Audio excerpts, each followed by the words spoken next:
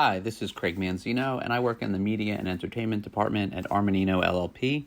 I'm based in our New York office and work extensively within Broadway and the Broadway community. I'm here to talk about the reopening of Broadway. As we're all seeing, Broadway is back. But is it back? We're coming into the end of the summer, and we have currently 2 shows open on Broadway. And as the year rolls out, we're looking at approximately another 15 are opening up in September, another 15 opening October, and then, a few more rolling out across November, December, January. So is Broadway back? I'd say so, but we're going to do it safely. There is going to be a lot of protocols in place behind the scenes besides just what the customers have to go through. People working in hair and makeup behind the scenes will be wearing 95 masks as well as face shields. As soon as actors walk off the stage, they're going to have to put masks back on, and then they'll take them back off when they get back on stage. So, while, like I said, there is a lot of caution, but everyone is doing what they can. And, what we've seen is there's going to be a big effect on the social lives afterwards, because everyone wants Broadway to open and stay open.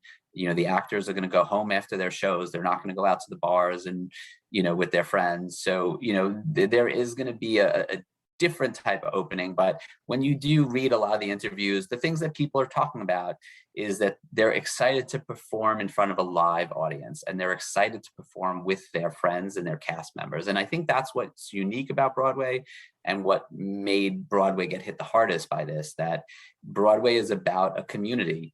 And being in that community and having a live theater is really what makes it. And, that was something that was impossible with COVID. While we've seen a lot of the other, types of things like TV and film flourish, Broadway really came to a stop.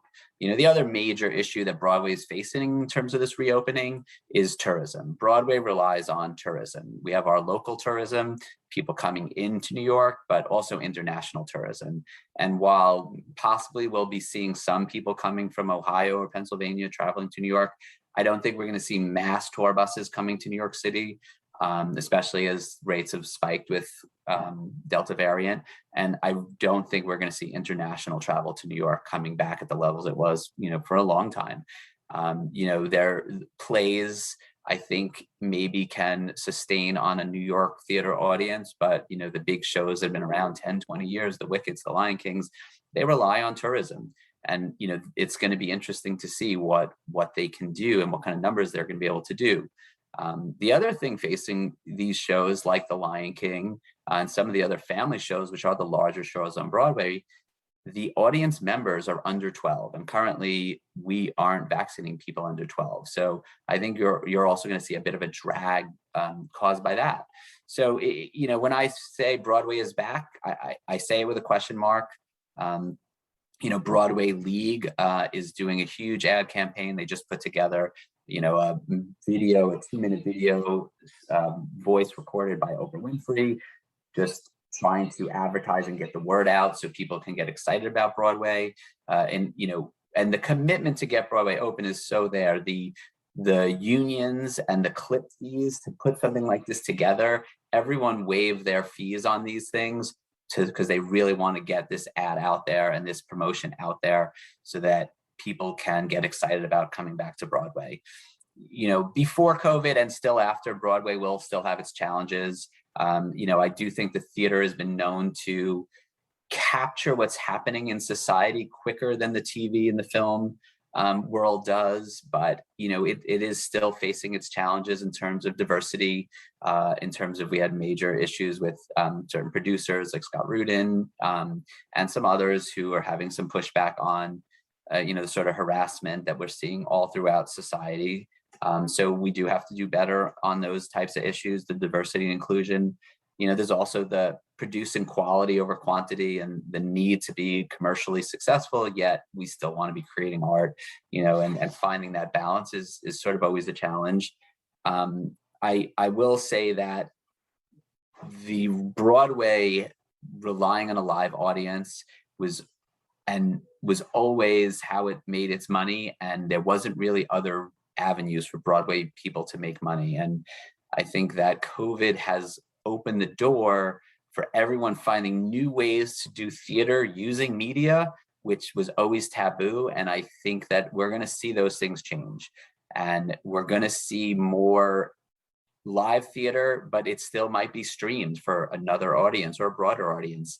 And we're going to see that more shows are going to be taped and put on streaming, selling the streaming rights the way a movie sells its foreign rights to fund its production costs. I do think Broadway is going to adopt some model of selling the streaming rights to these shows.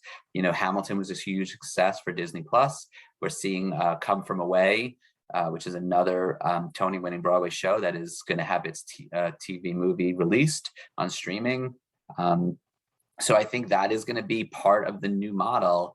And will it cannibalize audiences?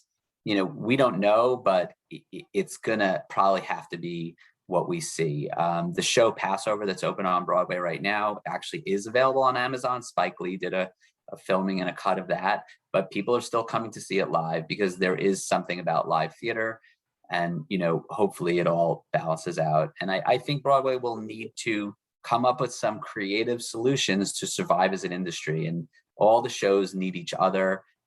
I've read versions of the NFL football model where everyone has to kick in something to a pool to keep the whole industry going. And the bigger shows like the Wicked and the Hamiltons and the Lion King are going to wind up supporting the smaller shows, the same way in football, the larger TV network contracts in New York and California are supporting some of the smaller cities. And I think that COVID has opened the door and allowed Broadway to explore much broader opportunities to survive.